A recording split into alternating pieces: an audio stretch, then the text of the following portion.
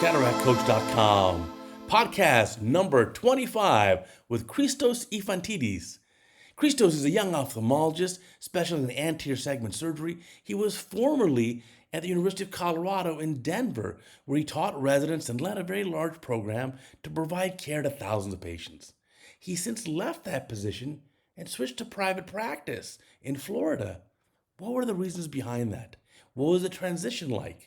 How does he compare the academic world to the private practice world? And can you continue doing research and innovating if you're in the private practice world? Is it any different compared to the academic world?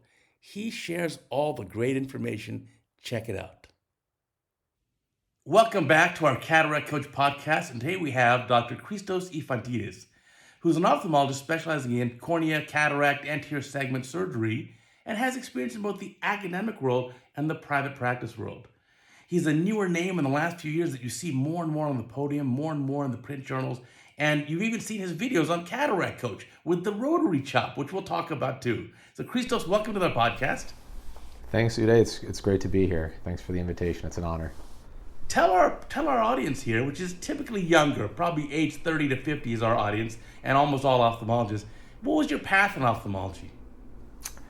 That's a great question, and you're right. I mean, I remember starting to listen to Cataract Coach when I was in training. So for all the young folks out there, I think you're doing the right thing by tuning in to this wonderful resource. I actually didn't think I was going to do ophthalmology until the very end of my third year of medical school. I was really totally gung-ho about vascular surgery. I had worked in a vascular surgery lab. I love vascular biology, and then a person who worked in my lab decided to become an ophthalmologist.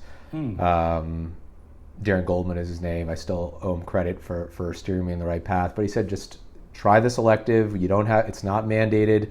Nobody really knows about ophthalmology. Just try it out. And I instantly fell in love. I mean, the surgeries were elegant. The eye is an organ that's like a sentinel organ that tells us diseases all over the body. And so I totally switched my plans. It was nuts. So I embarrassingly I'm on. This Darren Goldman, is this a retina specialist in Florida? Yeah. He was my resident. Oh, that's right. I used to hold his hands and teach him. He's an amazing person. I love him. Yeah. What a small world. That is a small world. That's right. He went to UCLA. That's great. He was a really big force in that decision. And so, the surgeries were amazing. I went on to do ophthalmology residency, and for me, I think there are different parts of the eye. The vascular biology really clicked with retina and pediatrics in terms of ROP. However, I think for me, doing the refractive improvements for an eye, seeing that amount of reversible blindness we can do on a global scale from something as simple as a cataract surgery, it drove me to really focus on the front of the eye. And so that's where my passion was. I did my residency at Mount Sinai. I got to travel to different hospital systems in the Bronx, the VA hospital, Queens at Elmhurst Hospital, which is more languages spoken in that zip code than anywhere else in the world. It really developed my appreciation for all of the eye diseases that we see all over the world. I went on to do a global ophthalmology fellowship with Brad Feldman and learn a lot of anterior segment skills during that fellowship, and then I landed an academic job, like you mentioned, at the University of Colorado in Denver Health specifically, which is a safety net hospital. Tell us about your experience there. So that's a safety net hospital. You worked hard. You saw some really advanced disease. Yeah, just like Elmhurst, this place was, I think 214 languages spoken there on the translator line. Half the time, people coming in with all sorts of crazy pathology, trauma. The hospital itself is a book was written about it called The Knife and Gun Club, and it tells you a little bit about it. But it was the first hospital in Colorado, actually, before Colorado even became a state. It was a frontier hospital, Denver General, it used to be called. So it's got a pretty illustrious history of having, I like to joke about it, having a higher rate of people minding their own business. So a lot of trauma there that you see, sure, whether it's motor vehicle or violence. So got a lot of exposure. I feel like I gathered, the skills that it would have taken 10 years in just a few. So that was a really big learning experience, both from understanding really advanced disease, but also just how organized institutional medicine works, the pros and cons of each of one of those things too. Wow, and you get to work with residents as well?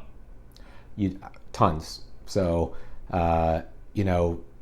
it's one of the things I miss now. Sure. I still talk to my old residents. I see what they're up to. We stay in touch. I'm just excited to see all the great things that they're doing now.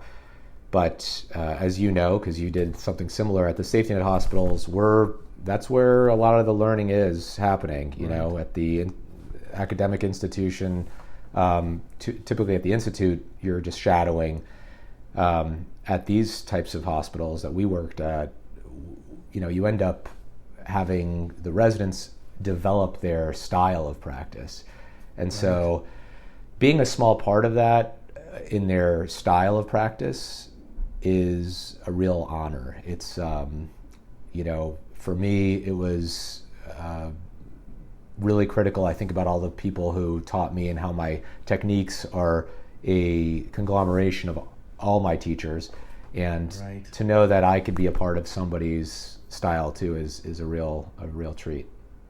Yeah, it's neat. When you're doing your training, when you're learning, whether it's in your residency fellowship or even your first few years of practice, you tend to absorb other people's techniques and kind of amalgamate them all together into your own style, and then you evolve your own style. But it's really nice to have that exposure to a wide variety of mentors and surgical styles and techniques. That's really very valuable. Yeah, and you learn that somebody might say, oh, you can't do that, but then whether you go on CataractCoach.com or there's another attending that says, yeah, watch this, you could do this, and then, so there's some problem solving. It's almost like being a kid again, right? Where somebody tells you you can do something, somebody tells you you can't do something, and you really have to think through, well, can I do this? Should I not do it? And so it's really constructive and a really creative time, and both for the residents and fellows, but also for the attendings, right? I think you have to be really patient and good to teach, because you could be a great surgeon, but it doesn't mean you're a great teacher. Right. And the nice thing too of those county type facilities is that you can do things that you may not be able to do otherwise in private practice. So a case comes to mind when I was attending residents a few years ago. Patient came in with some trauma, had a terrible traumatic cataract, damaged iris, large ankle, sensory XT, and ptosis. And so we did obviously the cataract, fixated the eye well appropriately with whatever measures, did a pupilloplasty, did an R&R for the strabismus, and did a mutarectomy for the ptosis. One sitting. That's crazy. Yeah, I think you would have angered a lot of people at a private surgical center, right, if you tried doing that there. I wouldn't do it in Beverly Hills now. I'd fix the traumatic cataract and fix the iris and all that, but I then send them to an oculoplastics person for the eyelid or a strabismus person for the XT. But in our county hospital, we didn't have any fellows other than one retina fellow, and who came only one day a week. So the residents there, you learned by just doing. Yeah. And it was really neat. It's so hands-on, whether you're on, they're on call or they're in the OR and clinic with you. They're really developing that style, really feeling like they're the doctors in charge. And that comes with great responsibility too. I think it teaches them some ownership over patients. What were some of the challenges there, working with the residents, the county hospital? Were you able to overcome any challenges?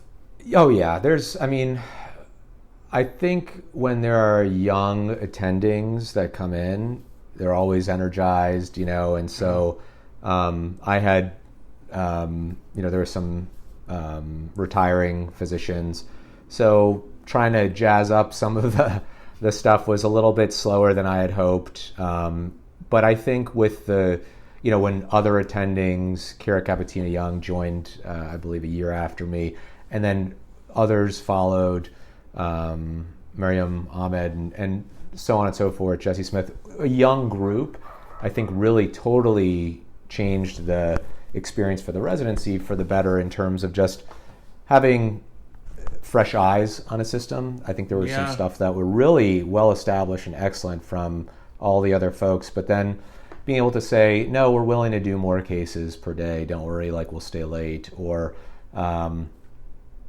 just being a little bit tougher on the residents on some stuff. It's less laissez-faire about some of the ways clinic was run. So we made a lot of improvements. There's some stuff that you hit an invisible resistance in these institutions where you want to do the right thing. One instance is highlighting, we did this huge program looking at the finances of OR cancellations because we were getting sometimes like 30% cancellations, no-shows. Wow.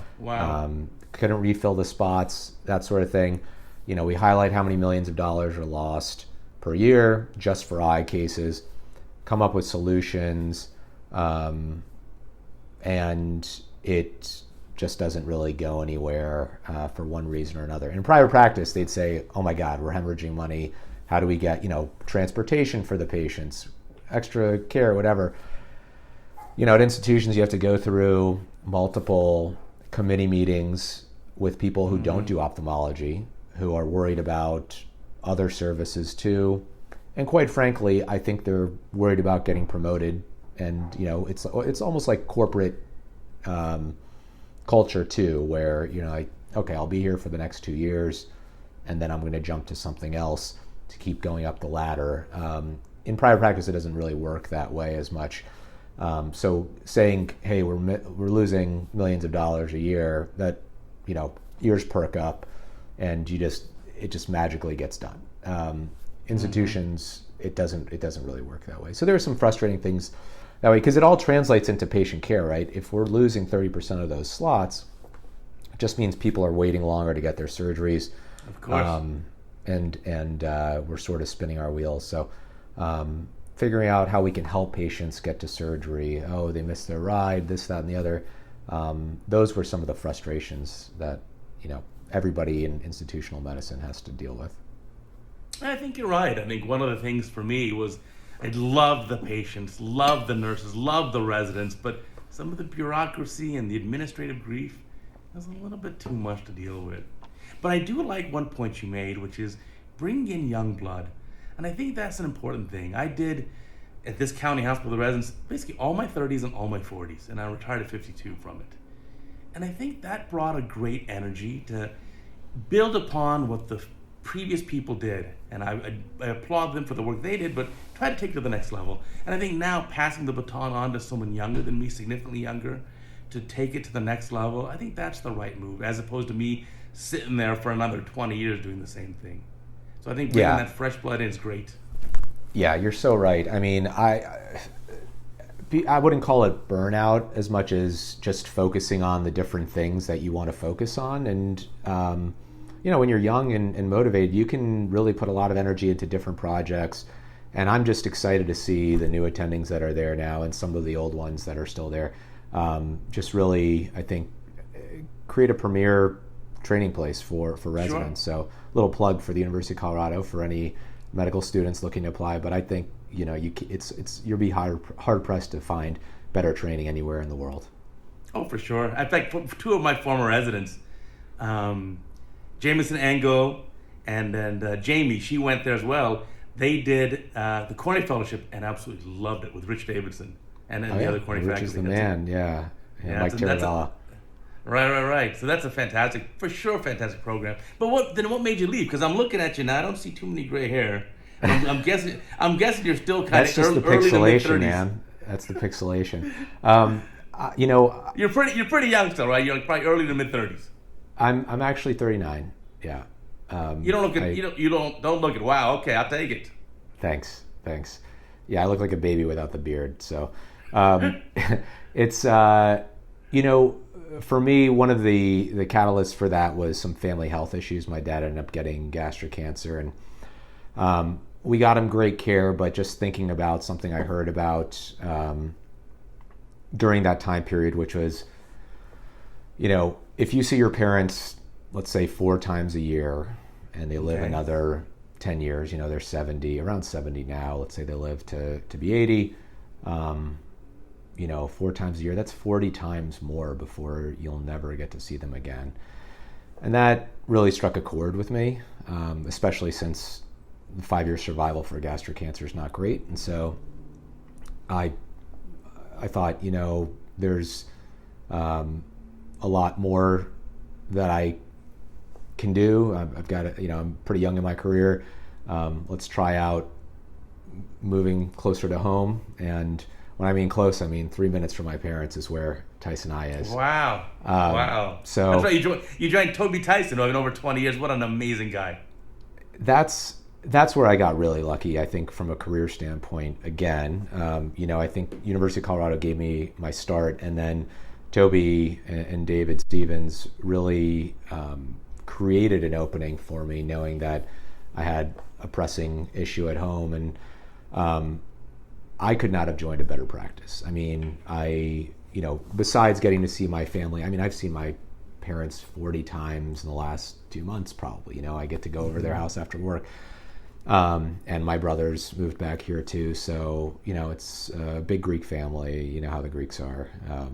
So anyway, it's a practice that lets you highlight what you're good at and really run with it. And Toby is, you know, the person I want to emulate. I mean, he's still young and has accomplished so much. I mean, from innovative stuff to working with clinical trials to working with early stage, mid stage, late stage companies. He has been involved with pretty much every big innovation we've had. And he's a killer surgeon. I mean, he's an amazing surgeon, takes great care of patients. And the culture that he's built is phenomenal. I mean, the employees are smiling. The patients are always writing reviews on Google about how the employees are smiling and that they're, you know, the doctors are nice, all this stuff. It really starts with Toby. I mean, he's even-keeled. He treats everybody well. He knows how to, you know, handle stressful situations. And this one, so you know, the hurricane hit here. Sure. And it was, I mean, he's a, you know, a business owner of a big business. He ended up, you know, I remember I just got there and I was like, oh my gosh, what am I going to do? I just got here and the Category 5 hurricane just hit. So we go up on the roof of the clinic and the solar panels had all blown off. And I'm thinking, this is a lot of money lost. And this is a crazy amount of damage. And I looked at him for his response, and he just looked around and started laughing. And he's like, can you believe this? Look at this. And yeah, it hurt financially, but the fact that he can let things roll off of him like that. Yeah. Some people would have, you know, had their hands in their hair saying, what are we going to do? What are we going to do? So that amount of being cool, calm, and collective, I think translates throughout the practice. And, you know, David is another example of that. He just became a partner this year. Amazing human as well. I knew him actually when I was a fellow at Wills. He was a resident at Wills. And so I got to interact with him there. But just really fantastic, down-to-earth folks who really want to take good care of patients and treat their employees right. Oh, that's awesome. No, I've known Toby for 20 years. He's just a sweetheart of a guy, too. Yeah, obviously, a killer surgeon for sure, but more importantly, just treats from the heart. Like, you know, every patient he treats, he's going to get the same treatment as if it's his own family member. Absolutely. Absolutely. I've learned a lot from him already. Now, I'm wondering how many times Toby's coming over to your house, though, for some great Greek food. You know, that's a great question. We have an apartment. I should invite him over. I haven't yet, but we go out to dinner a good amount. So that's fantastic. So when you're in his practice, you're doing, obviously, anterior segment, cataract refractor, probably MIGS. Are you doing any research projects? Are you working with any new kind of ideas or concepts in ophthalmology? Yeah, it's been a great continuity from the research I was doing at the university. I've got a couple of my own technologies that are gaining some legs, and then just from a clinical standpoint with the clinical trials at Tyson Eye, becoming a PI on a few different studies, and then working with some other companies in industry like Ace Vision Group. They are working on a presbyopic treatment with microscleroperforation. And so it's opened, if you're willing to do extra work, outside of your clinical job, people pick up on that, and, you get chances to show that your feedback might be valuable. And so I've been lucky enough to do that with a few different companies now. Oh, that's fantastic. Yeah, it's nice to have a hand in the future development of our field and give your input and things that you want. Yeah, I think it's fine to just sort of let people, hand you something and it's already formed, and changing it is so hard because then you have to go through the FDA process and everything. So to have a little bit of input into the development, for me personally, the trade-off is, well, it might not work the right way the first time, but the iterative process of, prototypes and all these other things, to me is exciting because you get to give input into the final product before it's set in stone. Because most surgeons just get something that's set in stone. Right. To be part of something where you are improving the safety or the efficacy, usability, that is, to me, one of the most exciting things. To me, it's more exciting than speaking. It's more exciting than many other things. And so I spend extra energy on that stuff because it's personally fruitful, even if nothing comes of it product-wise. It's just understanding how the process works, and knowing the difficulties.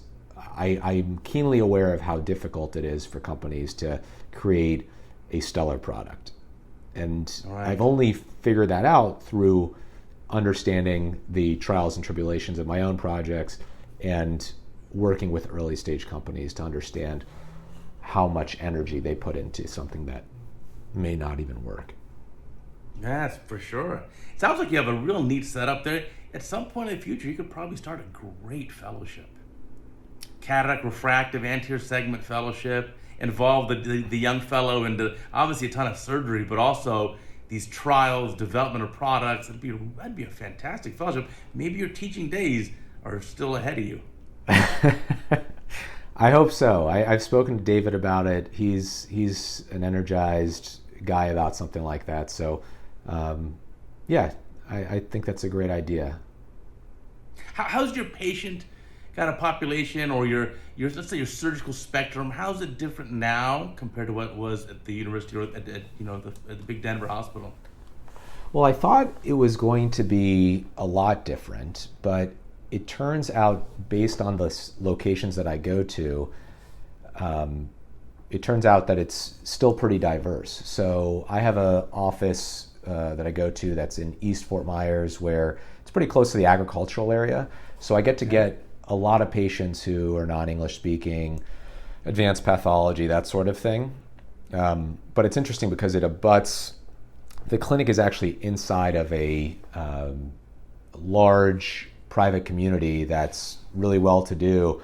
And so we get a mix of agriculture and these decently well-off folks, which gives me a good wide breadth there. And then in Cape Coral, just some great, all spectrum of the economic classes come through there.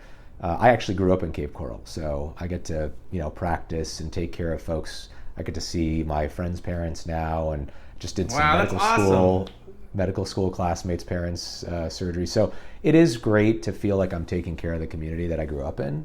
But it's a wide breadth of all spectra, not just, the sort of Naples well-to-do. You get the whole gamut here. So that's been really nice. I still get to do a lot of the crazy cases that I did in Denver here, and yeah, it's been I'm doing like 4 times the amount of surgery as well. Yeah, for sure. A busy place. Florida is a very busy place when it comes to ophthalmology and ocular surgery, for sure. It's special. It's special to be in your hometown. Like, my high school is 6 miles from my clinic. Oh, that's awesome. So it's like, I have the same setup as you. Right. Yeah. Like, I did surgery for a patient recently, and I just recognized them. I'm like, did you live on this street? I'm like, yeah, is your son named this and you have a daughter named this? Yeah, they went to school with me. I used to play with them in 6th grade. Yeah. No, I every day I'm learning about some sort of connection that we had, whether it was where my dad roasted coffee and they came in there, or health food store or whatever. It's such a small, even in big city places, you have that small community feel that if you ask the right questions and you spend a little time talking to the people, you'll realize pretty much everybody the same. That's awesome. So in addition to obviously doing a great practice where you're super busy surgically and seeing a lot of patients, doing a ton of procedures, you're also involved a lot in the podium speaking. I've seen you at multiple meetings now on the podium. I've really enjoyed your lectures. You've obviously submitted videos about your rotary chop, which we can talk about, to CataractCoach, which I thought was very, very innovative. And I've also seen your name in a lot of the print journals. So how do you have time to fit all this in? Well, we don't have kids yet, so that helps. But, I took opportunities and reached out and asked if I could do those types of things early on. One piece of advice for young surgeons, I would say, is just offer your services for things you might want to do and learn when you're young about what you like to do and what you don't like to do. And distributing or getting a message out is a critical component of education. If you develop a new technique and nobody uses it, you're not really helping patients. So for me, the education that comes along with publishing peer-reviewed literature, the trade journal articles, speaking on different topics, what it all boils down to is getting a message out for maybe doing something better or different, or thinking about things in a different light that can push our field forward. So you have to spend the extra time doing it, even if it's not reimbursed, if you believe in that mission, which is pushing forward. Because compared to 30 years ago, it's easy to look back 30 years ago and say, I can't believe they were doing that. Clearly we're better now. They were wrong. I used to ask my residents this question: in 30 years, what do you think people will look back at us and say we were doing wrong now? Most people can't say a single thing. That's a great question. Right? Like we're thinking we're doing everything the right way, obviously, but we're obviously not. So what are we doing wrong today that in 30 years we'll realize that was how we felt about, the 1990s, which is crazy to think that was 30 years ago. But, Right. It's like when I was a resident, I saw extra caps being done, and they would teach you to do it with these corneoscleral scissors to the left and to the right. And I was like, are you kidding? That was so barbaric. And now when you look at, even comparing apples to apples, just look at a modern form of extra cap, MSICS. What an entirely different way of making an incision. Totally different. Sutureless. It's beautiful. It's my favorite cataract surgery. But that, and it goes, it's diagnoses that we give to things that are wrong. It's the fact that, our TAPS and our diagnosis of what causes uveitis is like more often than not idiopathic, which just means we don't know what it's caused by. Right. So those are the types of things that if you're not part of that effort, it's the same thing. You're just waiting for somebody to give you something concrete later on. I like to be proactive about that stuff and sort of be in the fight for what is going to be the next thing we say. We were thinking about this potentially differently than we should have been. Or how about we think about this in a different light? Okay, let's you and me brainstorm this. Okay. Now let's think together. This is actually, you really got my gears turning. 30 years from now, 2050, what are we going to look back and say, gosh, why would you do cataract surgery that way? Now I can think of a couple things. One is, why do you let the bag collapse? Why do you put in these very thin lenses and let the entire capsular bag shrink wrap down? I think that's one thing. What do you think about that concept? No, I think you're spot on. And the nice thing about that is the next generation accommodating lenses are filling the bags, right? When you look at the development of these lenses by early and middle stage, I would say, companies, they are showing great results ex-US with accommodating lenses that fill the entire bag, that get as close to nature as possible. I tell that to patients all the time. I say, we're going to replace your big crystalline lens with a really thin and much narrower lens. Sometimes you see the edge of the lens, it bends the light different way. Sometimes it's a benefit, like in angle closure glaucoma, to give it its space. But you're absolutely right. That is a huge deficit that we need to fix, to say, how do we get more closer to nature, how nature intended our lenses to work. Yeah, it also decreases PCO rate. So I was luckily involved in the LensGen Juvene trial. That's the accommodating lens from LensGen. And I did the very first human implantation. I did them in 2015 in Panama. And then I did more, 8 years ago. And then I did more in Mexico, in Monterrey, Mexico after that. There had been zero PCO. By keeping the bag open, zero PCO in I don't know how many eyes, hundreds of eyes. It's very unusual. Those are the types of jumps in technology that we haven't even realized all the benefits of. We always focus on, it's like accommodation, holy grail, that kind of thing. But you're right, all the things that come along with maybe it's having not as big of a deal of being exactly on target, 0.50, diopters doesn't make a difference when you have an accommodating lens. Right. So really exciting field. The lens development stuff, I think, is we're going to see some really killer stuff in the next probably 5 to 10 years. But okay, so we got the lenses, we got keeping the bags open. What else should we be doing better? Well, I know some people are naysayers. I personally think that robotic cataract surgery is going to completely shake things up. I agree with you, and I'm involved already with the company doing it.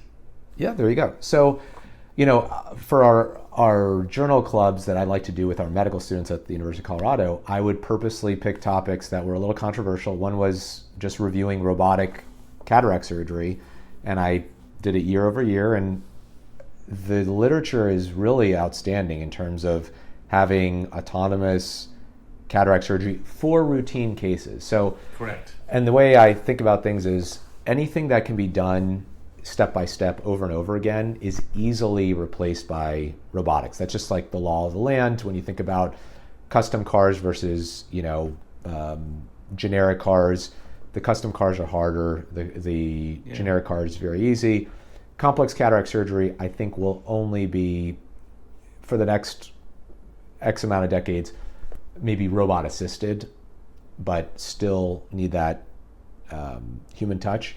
But for a routine cataract surgery, I think we're going to be challenged by outcomes, which matters the most. If you can standardize each step over and over again, outcomes improve.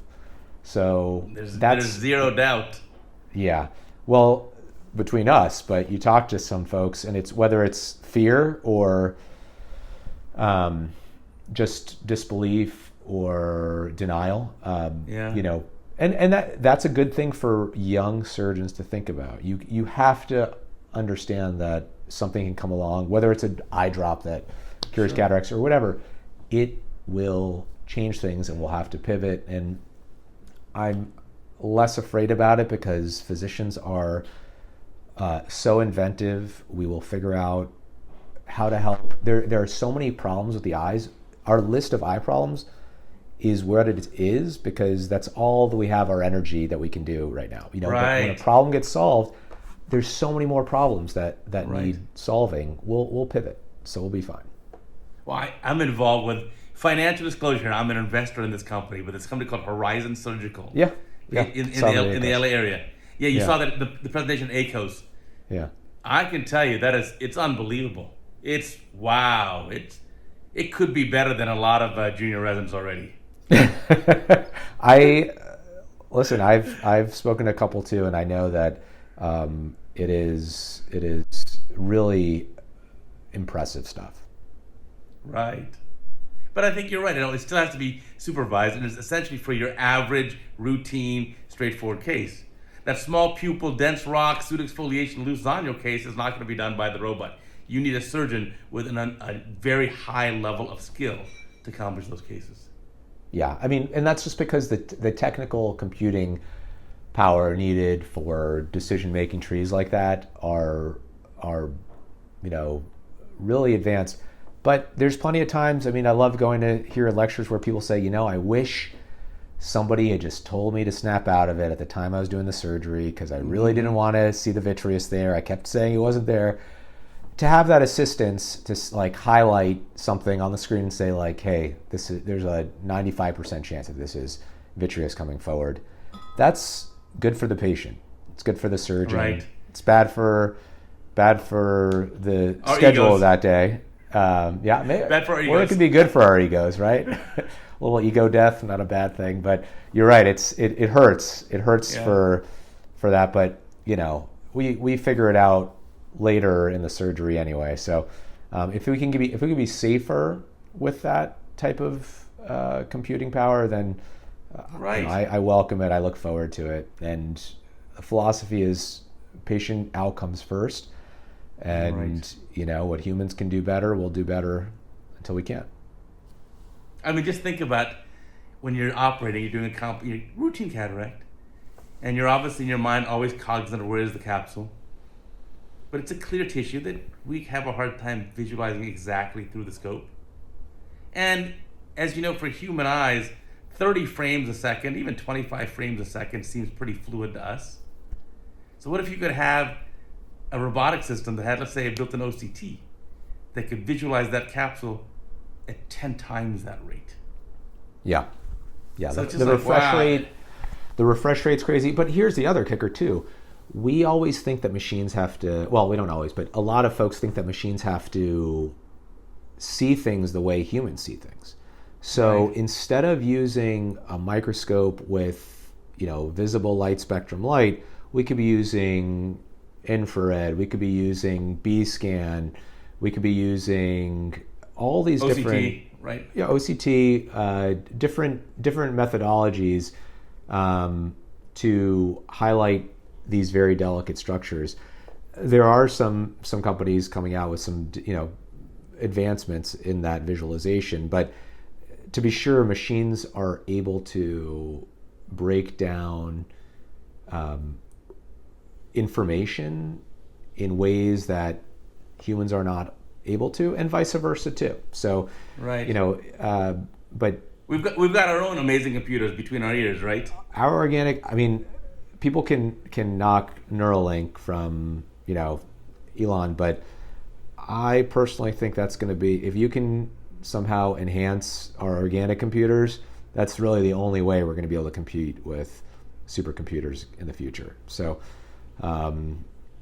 Neuralink is going to give straight AI run for its money, I think. But before that happens, I'm going to be retired on my little vacation house somewhere, just no internet connection, don't bother me. Yeah, I'd love to come visit. Maybe hide out when the machines take over. So let's finish brainstorming this. The last part here. Okay, we've talked about I think that we shouldn't collapse the bag. We talked about maybe there'll be a magical drop that'll stop the cataracts. Obviously, we want to have accommodation. What else could we be doing differently for our future cataract surgeries? We'll look back on and say, wow, I used to do it that way? So this is a great exercise because I've gone step by step to think about what we can improve on. And for me, I like to decrease variation. When you decrease variation in a system and the noise, you improve the data that comes back, and then you could say, this is how we can improve outcomes. So for me, things like wound creation is a commonly overlooked thing. I know actually CataractCoach.com has a great video on, none of this like tri-bevel, it's, a uniplanar, the right direction, square, good amount of, the architecture that allows for that stuff. But how do we reproduce that over and over and over again? And so maybe offline we can chat about this. But thinking about the steps of cataract surgery, from the incisions that we make to the capsulotomies, because that has reproducibility and disclosure. I work with companies multiple companies that do different types of capsulotomies. But if you can make it more uniform, standardize it, then you know that the outcome is going to depend more on the variables that are not controlled. So if you can control capsulotomy, it's out of an outcome, you can't say, well, it's because I made the incision pretty anterior this time, right? So thinking about each step of a cataract surgery, if we just look at our own, we say, how is this automated? How is this reproducible? That's why there's a lot of arguments for spending the extra money on products that can really give you consistent results and then narrow down the differences between patients and say, this is what is actually important. There are going to be formulas in 5 years that hopefully point something out that we weren't measuring. What is it like? Choroidal thickness, whatever it is, right? Like something that we don't have in our current generation formulas that will give us better predictive measures. That coupled with more forgiving lenses, but the more we can control each step, I think, is the way we should think about decreasing the noise and improving our results. Absolutely. And in fact, for the lens calc stuff, I'm already involved in another project, another disclosure, which is IOLcalc.com, which is John Lattice and the Lattice Super Formula, which is now fully AI-based. And no doubt about it, I can take your average surgeon from probably 70 to 80% accuracy, which is plus or minus half diopter, and bring you to at least 90. And we've even looked at data sets from really huge name ophthalmologists who've been previous podcast guests who've given us data. And these guys are already geniuses of lens calcs. We made them even better. And I think this is just the beginning. It's going to only keep getting better and better and better as we collect more of this big group data. I think one of the neat things now is to have the group data.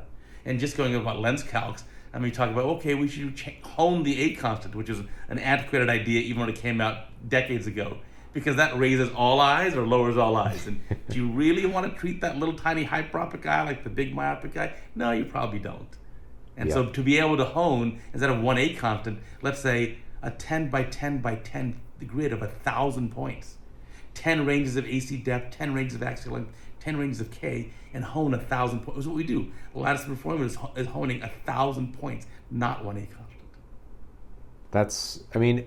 It all is spurred by not being content with the status quo, right? Right. Today's formulas were really impressive 10 years ago. They're less impressive, and it's, folks like you working on those types of things really push us forward, because we're saying, 95% not great enough. I mean, when I was a resident, a 20/40 or better target after cataract surgery was like, mission accomplished, land on an aircraft carrier. It's a little bit different now, right? Like we say 20/40. What happened? Get an OCT. Right. Let's figure this out. What's the refraction? So, but it's that perfection for our patients. Right. The sleepless nights, not because it all comes back to how do we get better results for our patients. No, for sure. I think that's the smart thing you said early on is like, just always put the patient first, and then you can't go wrong. You'll obviously want to innovate in that direction. Yeah. You want to make it better next year than this year for that person. All right, now I got to ask. I've been enjoying this podcast with you, and I see two pictures on the wall. I see Ben Franklin and some sort of cartoon character that I kind of recognize but kind of don't. You got to tell me.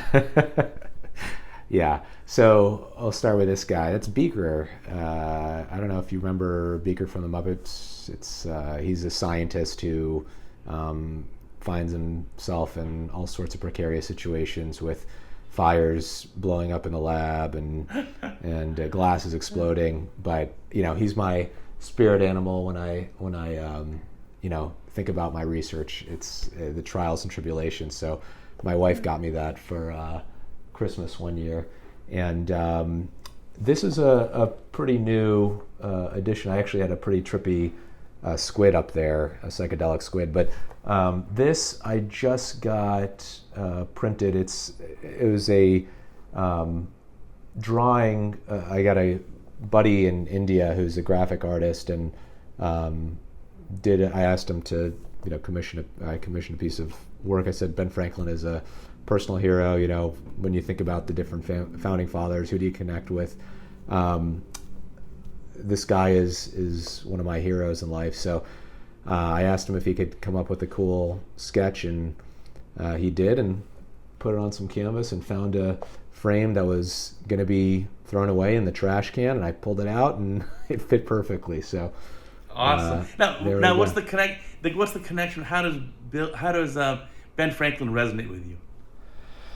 Well, he loved philosophy, number one. I think he read a lot of books and understood how people thought through the ages and how similar we were. He was a prudent guy. He thought through a lot of situations calmly, was a great businessman, and most of all, he's a stellar inventor. I mean, he's done tons for America, from saving a bunch of people's houses from fire, from lightning, with the invention that you could put a lightning rod on the house and ground it rather than have it go through the house, to the first fire department actually in Philadelphia, and saving numerous folks from that, just from an idea of saying, hey, let's create a center where people can leave from with machines that can fight fires. That's like a very reasonable thing, but nobody had thought about it. So, but if you're ever in Philly, if you go to the Franklin Institute, it's a science museum. You could see a bunch of his stuff. He created batteries. He created all these things. Just a guy way ahead of his time. He's like an American Da Vinci. Oh, I love it. I love that connection. That's a good way of putting it. An American Da Vinci. Yeah. Absolutely. Well, I see a lot of that what you're talking about in you. You're starting to innovate these things. The nice part is you're just the beginning of your career. I can't wait to see where you're going to be in 10 or 20 years. It's going to be amazing. Yeah, nowhere close to him, but I could, a guy can dream. But yeah, he's a person that we should all learn about. But I appreciate you saying that. Still striving for figuring out new things, just like you, and pushing the field forward. Absolutely. So let's wrap this up with some great advice for the young ophthalmologists. We have a lot of young ophthalmologists, a lot of residents, even some med students, residents, fellows, some early years of practice who listen to this podcast. What advice can we tell them? We've given them a lot of advice over the previous 20 podcasts, let's say, but what can you offer here? What have you learned the hard way? Yeah, two main points. The first point is, and I think you remember this from the ACOS mentorship session, but there's a running joke that doctors don't make good business people. And I want to set the record straight. Physicians can learn anything better than almost anybody else on this planet. Right. And we are fast learners. Medical school is so tough. If you can do that and absorb all that, you can learn simple business skills that'll keep you sharp. And it doesn't have to be that complicated, but just understanding the type of business skills that'll give you knowledge so that you can make good decisions for the practices you join, asking for transparency, seeing where the money goes, that sort of thing, so you don't get taken advantage of. Because everybody always tells you, let the other folks, the administrators, take care of the business. You focus on patients, you stay in the exam lane. Well, they've said that for the last 30 years. Administrators have grown by like 3,000%. Physicians, flatline. We're doing more administrative stuff today than we had 30 years ago. Right. What do we pay them to do?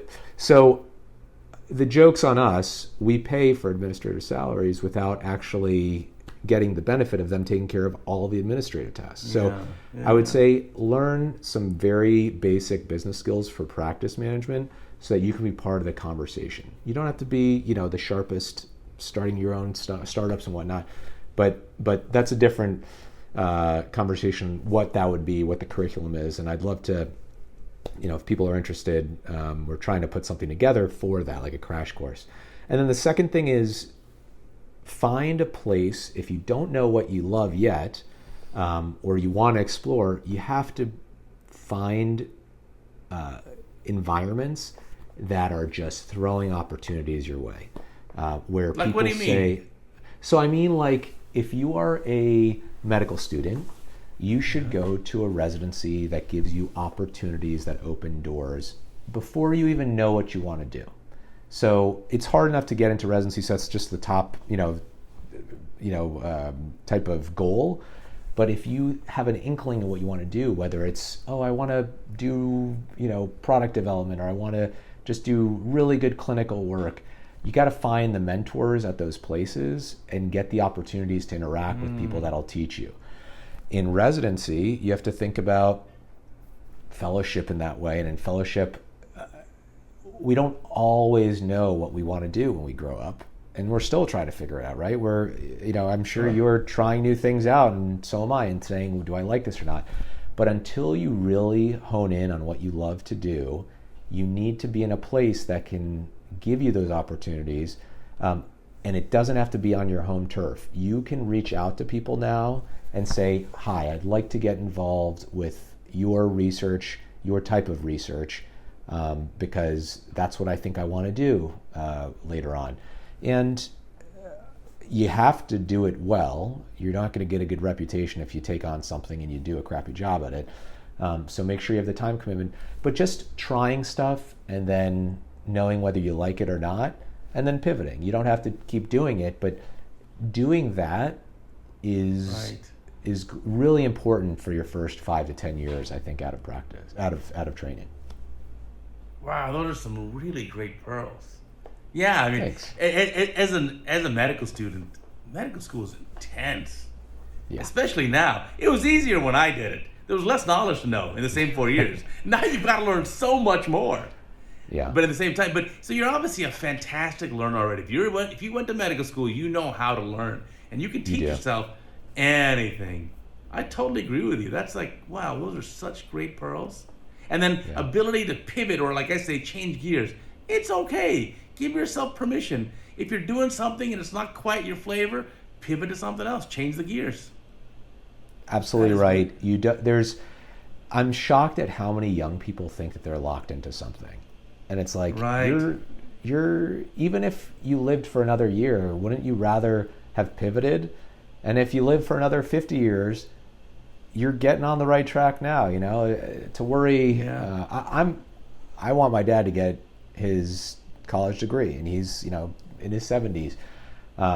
He thinks it's a little silly, and I'm thinking, why not? It's never too late to start, afresh. And I think there's a German philosopher who said something like, a man, this is old time, so a man or a woman now, but a man, even with his last breath, can start anew. I'm paraphrasing, but, it's true. It just means you can have a fresh start, or you can do something different than what you're doing. You are not trapped. We just get pressured into thinking we have this, and then I have to do this, and then I have to do that. And the least happy I've ever been in my life is when I had that mentality. where I wasn't thinking about being able to for pivot. sure. You know, When you feel like you're locked in, that's the worst.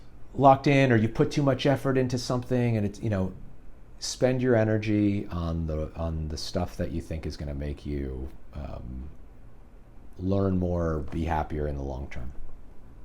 Oh, that is such great advice. Yeah, and then remember, the pivoting and the gear changing is not a one-time thing, or even it's actually throughout your career. I am doing it now. Right? By stopping resident teaching and now doing more in projects or whatever. And the other thing you had a great point too is it's never too late. Like I started cataract coaching in my late 40s. And I was like, you know how I started it? One video at a time. And this October it will be 2,000 days in a row. That's so crazy. When you told me you do like a video a day, it's like every day. That's crazy. It's crazy. The amount of love and energy put into it. I mean, it pays huge dividends. I mean, I've talked to people all around the world who watch it, and have gained a lot from it. So what you've contributed to the community is really unmatched from an education standpoint. Oh, thank you. I'm honored. It's almost selfish. I learned so much by doing it. I get 5 to 10 videos sent to me every day. I watch every one of them. So the sad part is I don't actually watch Netflix or Amazon or HBO. I actually watch probably 30 to 60 minutes of iVideos a day. Yeah, that's you're the cloud. That's where people are sending their videos, to the cloud. You're the cloud. You're the all-knowing cataract coach. No, we're continuing. But what an incredible conversation. I learned so much from you. I'm going to post the question here for our viewers to reply in the comment section below. What is it that 25, 30 years from now we'll look back and say, whoa, why would you do that for cataract surgery? Think about it.